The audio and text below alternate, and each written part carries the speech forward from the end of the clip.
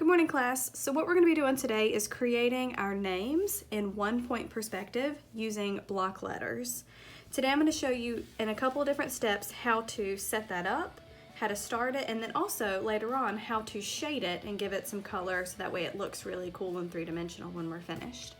So the very first step that we're going to do, you should have your piece of paper that's 18 inches wide and 12 inches tall. We're going to start by coming down a little bit less than halfway, so the middle of my paper is about there.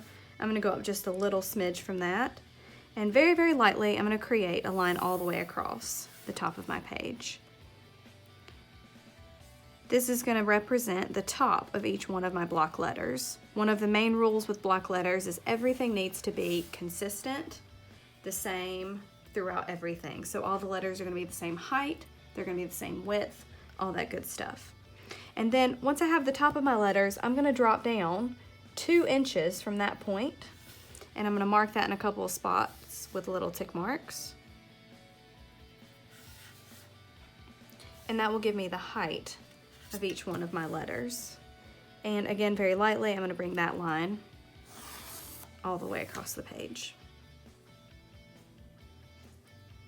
Most of this will get erased in the finished drawing, so make sure that all that's really light. Then to start, the width of each letters, they're all going to be the same exact width, but if you have a letter like an M or a W in your name, those are going to have to be a little bit wider. But so here's going to be our rule. We're going to make each letter 1.5 inches wide, and we're going to put either a 1-inch space or a 1/2 inch space in between, depending on how many letters you need to fit in on your page. So I've only got 5 letters, so I think I have enough room to spread mine out more. But if you have 7 or 8 letters, you may want to make them more compact and maybe only have a 1/2 inch space. So I'm going to create 1.5 inch letters with a 1-inch space. And then if you do have an M or a W in your name, you can make those 2 inches wide, and that's going to give that enough room.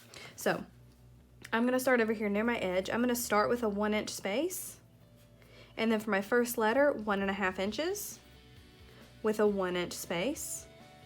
Another letter, 1.5 inches with a 1-inch space. Another letter, 1.5 inches with a 1-inch space. 1.5 inches with a 1-inch space. 1, 2, 3, 4. And then I just need one more letter. 1.5 inches. So that gives me plenty of extra room off to the side of my paper, but if you've got a longer name, that should give you enough room. You could also adjust and give yourself less space at the starting point, but that's going to be my general rule. So I've got enough room for my J, E, N, N, A. Once you've got that set up on your page, the very next thing we're going to do is, using those tick marks, very, very lightly, we are going to block those in with very light vertical lines.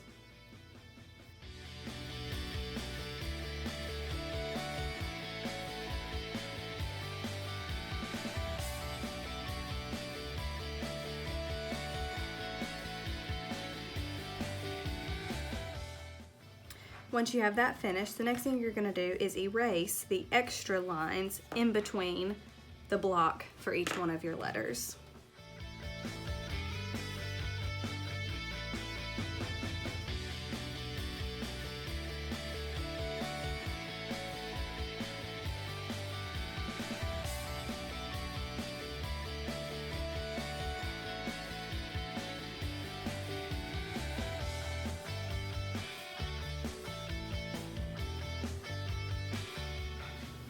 Okay, so our next step, once we've got our basic boxes filled in, is we're going to be creating each letter where it's contained within one of these boxes.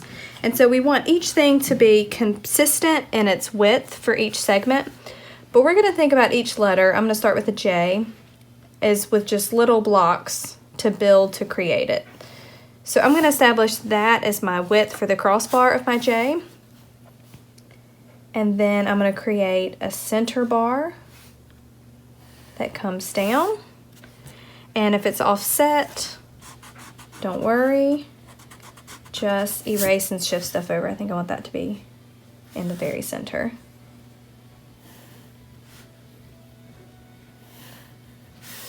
But whatever you set up for one bar, you want all of your other bars to be consistent in the thickness. So I'm going to add a lower bar,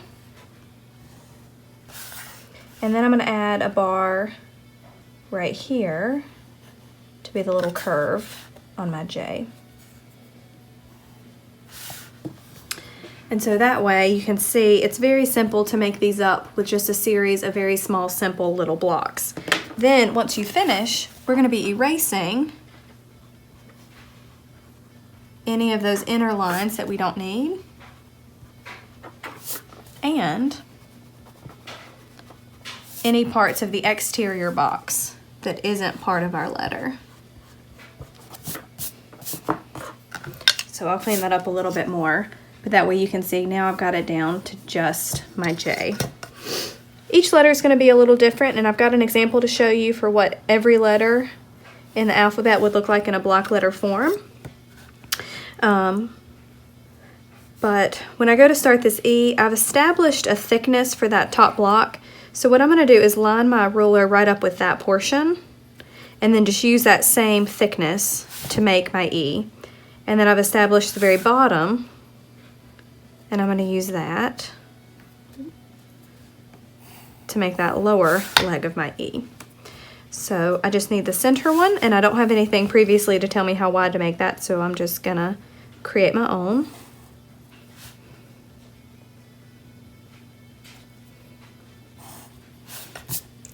About there.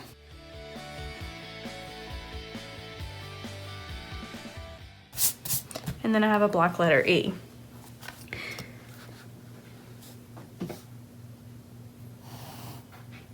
For N's and M's and H's and things like that, I would start with the two sides, the left and the right side block. And then I'm going to create the little cross section for my N. I'm going to go from this top corner, but not all the way down to this bottom corner. Instead, I'm going to come up actually quite a bit higher than that bottom. Because if I do it that way, that will give me enough room to slide this down horizontally. I think I actually want to tilt that a little bit more and make it parallel, but still maintaining the same width as all of my other blocks. I think I'll shift that up just a little.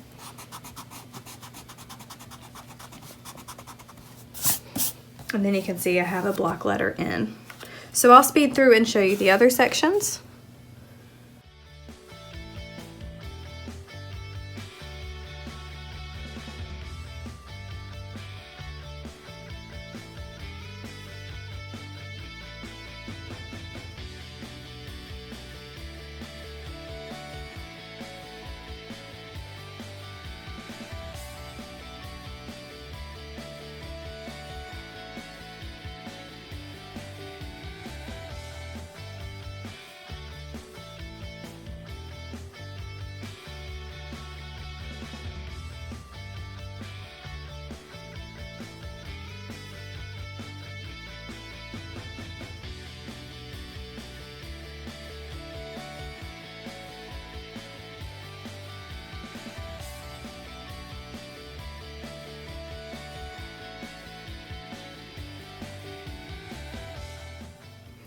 So I've gone back through and I've erased any of my extra lines, and I actually went back and darkened with my ruler, darkened my other lines, that way they would show up a little bit better. You can do that, or you can leave them very, very light because we'll be coloring this later. Or if you want them to be really bold, you could even go back over top of them if you had like an ultra fine point Sharpie or something, if you wanted them to be extra exaggerated. So once we get to this step, we're now ready to take the front faces of our letters and make them diminish back in space going to a vanishing point. Now, you get to pick if you want your letters to diminish to a lower vanishing point or if you want them to diminish to a higher vanishing point. And that is going to be entirely up to you. I think I'm going to choose a lower vanishing point just because I have more space. And so anywhere way down here towards the bottom of my page, I can choose anywhere left or right. Let's see, I think I'll pick maybe somewhere right here in the middle, in between those two ends. And I'm just going to give myself a little single vanishing point way down here at the very bottom of the page. So we are officially ready to start. So step number 1, we've completed, we've drawn the front face. Step number 2, if you remember drawing our basic cubes, is to take all of the corners to the vanishing point. So I'm going to start over here with my J, and a good trick that I like to do is hold my pencil right there on my vanishing point, and then it makes it a lot easier for me to slide and rotate my ruler. Now if I start with this corner here, all my marks that I'm going to make are going to be extremely light, because again most of this will be erasing later. But notice this corner can go all the way to the vanishing point without running into anything, so therefore I will take it all the way to the vanishing point. This next corner, same thing, all the way to the vanishing point. I'm going to rotate up to this corner, same thing, and then this corner. Now when I get to this corner, notice how in order for it to get to the vanishing point, it is going to run into my letter E. If you have that happen, take that line as far as it will go on the way to the vanishing point, but when it runs into something, stop, and then we won't pick it back up and continue. So that's all that I will draw for that corner. Same thing for this top corner here as well. I'll stop right there. Now, unlike our cubes, we are not going to be making these letters transparent. So if you get to any corner like this one, where it has to go through the front face of the letter to get to the vanishing point, for those you won't draw anything. And then this corner, I will see just a little bit of it, but then it runs behind the front face of the J right there, so that's where I will stop. This one I won't draw because it goes through the front face. Same thing with this one and this one and this one. And then last one, I'll see just a little bit of space for this corner before it runs back and into the letter's front face. So now I'm going to go through very quickly, and I'm going to do that to all of the corners for every letter that I have.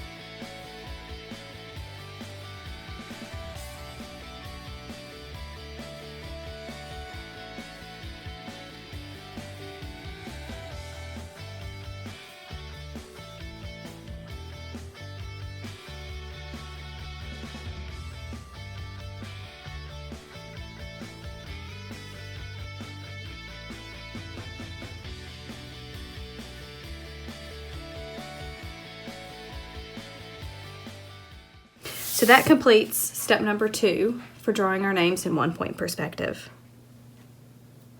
The third step is we're going to be creating the cutoff end point, because right now it appears that our lines go back and back forever into infinity until they reach that vanishing point.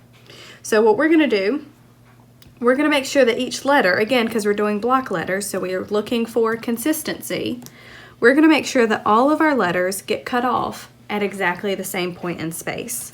So I'm going to start with the bottom of my letters since I have a low vanishing point. However, if you've done your vanishing point at the top, you would start by cutting off the top of your letters. So what I'm going to do is notice right across the bottom all of the line segments creating the base of each one of my letters. I'm going to take that horizontal line and I'm going to slide it back and decide how far in space I want those to go. Now that really is very much up to you. You get to sort of choose. You can take them way far back if you want, or you can make it shorter, narrower. For each line segment at the front, there's going to be a matching line segment at the back, right in between those two diminishing lines.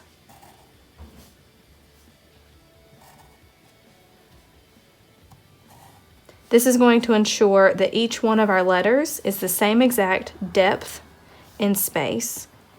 If all of these lines match up across a horizontal in the foreground, they all have to match up across a horizontal in the background as well. Now, once you've done that, the very next thing that we're going to do is take each letter and we're going to follow it through with whatever happens at the front is also happening at the back. So I'm going to start here with my J, and I'm going to walk you through a couple of examples. So here this line in the front goes horizontal, vertical, horizontal, vertical. So I'm going to mimic and match that same shape. Horizontal, vertical,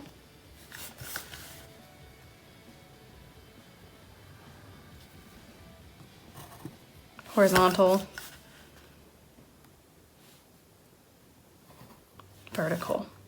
And that's going to give me the point at which I should cut off my letter J. Now, over here on this part, sometimes you'll see that there are some trickier parts in some letters. Notice the front line, this front crossbar here, is parallel, or is along the same line as this one. That would mean at the back, where this is cut off, the back edge of that one would cut off at that same point. Mine goes behind that object in space, so I don't actually see that, but that's a really important thing to know because some of you may run into issues like that. Then I'm going to go over to my letter E, and I'm going to do the same thing. So where it cuts across, and then it goes up, I'm going to go across and up. And now, since this vertical is lined up with this vertical and this vertical, that's going to automatically tell me I can also place those in that same point in space as far as the depth. Then, for each one of those like little legs, it comes down and over. So where this comes down, that's going to tell me where to create the across over part for that little leg of that E. Same thing here, down and over, down and over.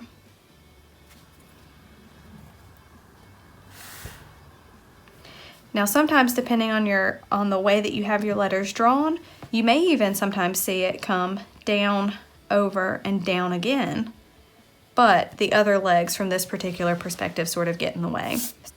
So we're going to do the same exact thing, the same rules apply. Whatever's happening in the foreground, horizontal, vertical, diagonal, horizontal, we're going to match that exact same thing in the background. Horizontal, vertical, just making sure that those two vertical lines, that they're always parallel. Diagonal, I'm going to take that diagonal and slide it back, and it meets up perfectly with here to there. So now the exact path in the foreground is the exact path that happens in the background. Now right here, it's very skinny, but I have a tiny bit of the left wall of the outside of that N. So this goes back up vertical, and then right here, it's so skinny you can almost can't even see it. I'll see a little sliver of that vertical there. Same thing with this N, vertical. So I'm gonna have a very skinny vertical right there showing that left side.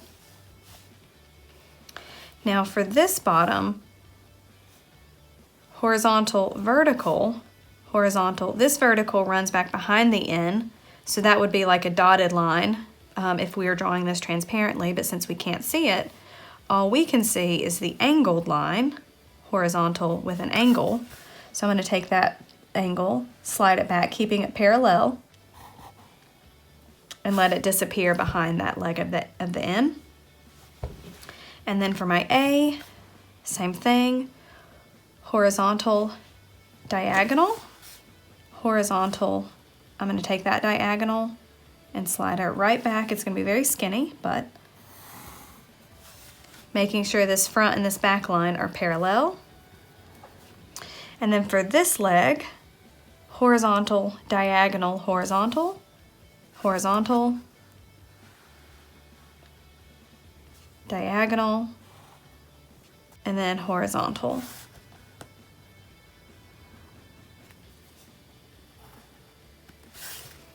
And that's all of my letters blocked in. Okay, so now that all of my letters are complete, I'm going to go back through and start cleaning up all of these extra diminishing lines. And I think because I darkened the front faces of mine, I'm also going to darken the diminishing lines on mine and make those stand out just a little bit more.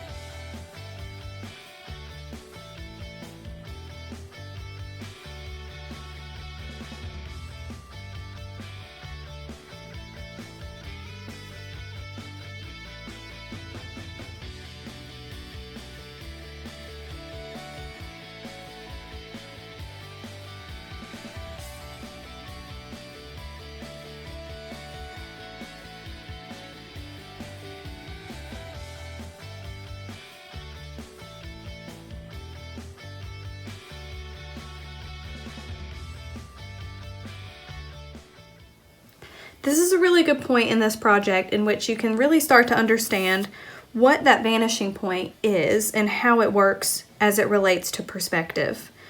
With 1 point perspective, notice we talked about the front face of every object is looking at you straight on.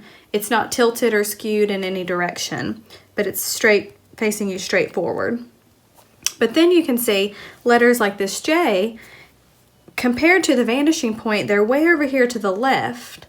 And so because of that, we're allowed to see the right side of this letter. Same thing with the E, and just barely with the N. Notice how as it's above this vanishing point, the sides become skinnier and skinnier as it moves to right above it. As soon as the letters move over to the right of our vanishing point, we start to see the left-hand side of our letters. And of course, the wider and further out they go, the more of the left-hand side we would see. Also, since my vanishing point is lower, notice this horizon line down here represents eye level. So anything above our eye level we can see the bottom of. However, if you put your vanishing point up top, that would mean your eye level was very high, and so your letters would be down below. Therefore, you would see the top of your letters.